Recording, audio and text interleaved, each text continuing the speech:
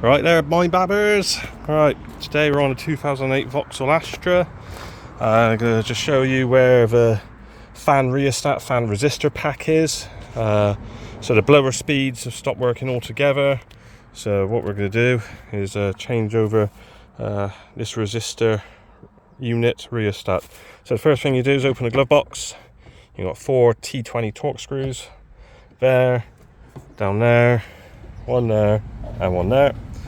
Once that's done, just give the glove box a bit of a pull, and out she comes.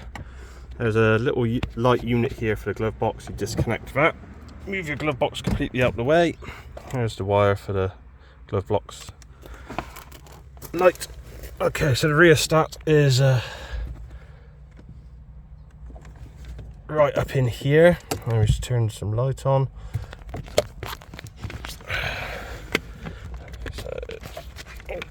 Bad camera, sorry, my apologies. So it's up on the back of the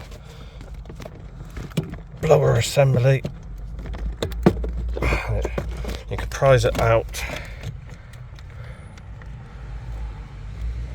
Oh, there you go, one of the wires came off already.